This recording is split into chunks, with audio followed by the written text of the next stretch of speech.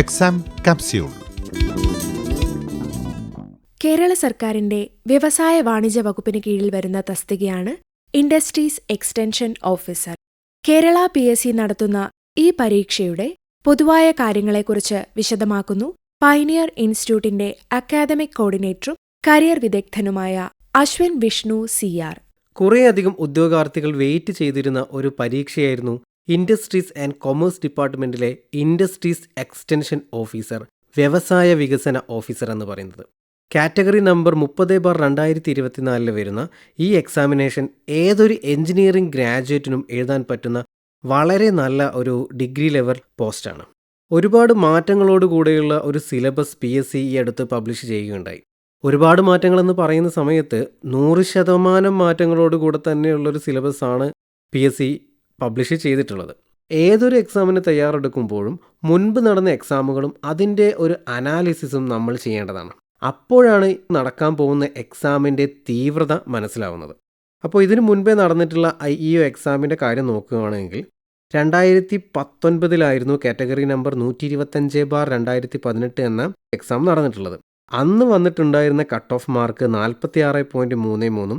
അന്ന് വാങ്ങിച്ചിട്ടുള്ള വ്യക്തികളുടെ ഏറ്റവും ഹയസ്റ്റ് മാർക്ക് വാങ്ങിയിട്ടുള്ളത് 67 മാർക്കുമാണ്.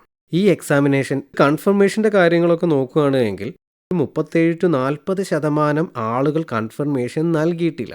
എന്തെങ്കിലും വ്യക്തമായിട്ടുള്ളൊരു കാരണം നമ്മളതിന് കണ്ടെത്താൻ ശ്രമിക്കുകയാണെങ്കിൽ പെട്ടെന്ന് വന്നിട്ടുള്ളൊരു സിലബസിൻ്റെ ചേഞ്ച് തന്നെ ആവാം. ഒരുപാട് കാലങ്ങളായിട്ട് എക്സാമിന് വേണ്ടി പ്രിപ്പയർ ചെയ്യുന്ന വിദ്യാർത്ഥികളുണ്ടാവും. അവരെ സംബന്ധിച്ച് നോക്കുകയാണെങ്കിൽ പെട്ടെന്നൊരു സുപ്രഭാതത്തിൽ അടിമുടി മാറിയിട്ടുള്ള 100% ചേഞ്ചോട് കൂടെ വന്നിട്ടുള്ള ഒരു സിലബസാണ് PSC പബ്ലിഷ് ചെയ്തിരിക്കുന്നത്. അതിന് പ്രകാരം അവർ നോക്കുന്ന സമയത്ത് കുറഞ്ഞ ദിവസം മാത്രമേ ഉള്ളൂ. അതിൻ്റെ ഒരു മനോവിഷമം കൊണ്ട് ബാക്കൗട്ട് ചെയ്ത് പോയിട്ടുള്ള വിദ്യാർത്ഥികളുണ്ടായേക്കാം. മറ്റൊരു കാരണമായിട്ട് ഞാൻ കാണുന്നത് ഇൻഡസ്ട്രീസ് ആൻഡ് കൊമേഴ്സ് ഡിപ്പാർട്ട്മെൻറ്റ് തന്നെ നടത്തിയിട്ടുള്ളൊരു എക്സാമിനേഷനാണ് അസിസ്റ്റൻറ്റ് ഡയറക്ടർ എക്സാം. അതിൻ്റെ സിമിലർ ആയിട്ടുള്ള സിലബസാണ് IEOയ്ക്ക് വേണ്ടി അവർ തന്നിരിക്കുന്നത്. ഒരു വ്യത്യാസം എന്താണെന്ന് വെച്ചാൽ MBAക്കാർക്ക് എഴുതാൻ സാധിക്കുമായിരുന്നു. 30 മാർക്ക് മാനേജ്മെൻറ്റ് ടോപ്പിക്ക് ഇവിടെ പക്ഷേ ഇല്ല. കാരണം ഇത് എഴുതാൻ സാധിക്കുന്നത് ആർക്കാ? എഞ്ചിനീയറിംഗ് ഗ്രാജുവേറ്റ്സിന് മാത്രമാണ്. മാനേജ്മെൻറ്റ് ടോപ്പിക്കുകൾ മുഴുവനായിട്ട് എടുത്തു മാറ്റിക്കളഞ്ഞു. ആ 30 മാർക്ക് എടുത്തു മാറ്റി ബാക്കിയുള്ള സിലബസ് എങ്ങനെയായിരുന്നോ ഉണ്ടായിരുന്നത് അത് അതേപോലെ തന്നെ നിലനിർത്തിയിട്ടുള്ളൊരു സിലബസാണ് IEOയ്ക്ക് വേണ്ടി കേരള PSC നമുക്ക് നൽകിയിട്ടുള്ളത്. ചേഞ്ച് വന്നിട്ടുള്ളത് എന്താ? ആ 30 മാർക്ക് ഡിവൈഡ് ചെയ്തിട്ട് കെമിസ്ട്രിയിലോട്ടേക്കും ഫിസിക്സിലോട്ടേക്കും വെയിറ്റേജ് കൂട്ടി അവർ ആഡ് ചെയ്തു. മൂന്നാമതൊരു കാരണം കൂടി എനിക്ക് ഫീൽ ചെയ്യുന്നതുണ്ട്. അതൊരു ആശങ്കയാണ്. ഇതൊരു എക്സാം നടന്നു കഴിഞ്ഞാൽ എത്രത്തോളം വേക്കൻസി ഉണ്ടാവും, എഫേർട്ട് എടുക്കുന്നതിന് മാത്രം ഉണ്ടാവുന്ന ഒരു അഡ്വാൻറ്റേജ് ലഭിക്കുമോ എന്നുള്ളൊരു ആശങ്ക. ഇപ്പോൾ നോക്കുന്ന സമയത്ത് എന്താണ്, ഈ മാസം ഡിസംബർ 7 അവസാനിച്ചിട്ടുള്ള ലിസ്റ്റ് പ്രകാരം 68 പേര് എടുത്തു കഴിഞ്ഞു. അത് പ്രകാരം ഇനി മുൻപിലോട്ടേക്ക് ഇനി വേക്കൻസികൾ ഉണ്ടാകുമോ എന്നുള്ളൊരാശങ്ക.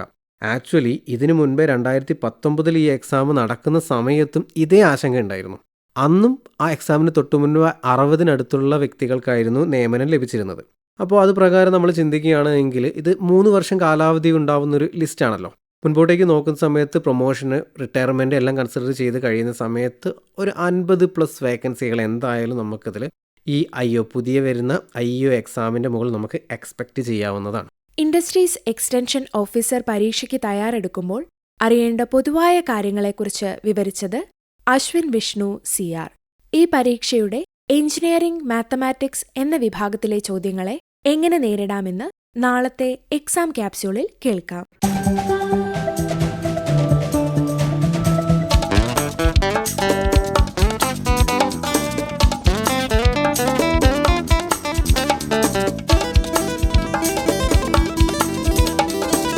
Exam capsule.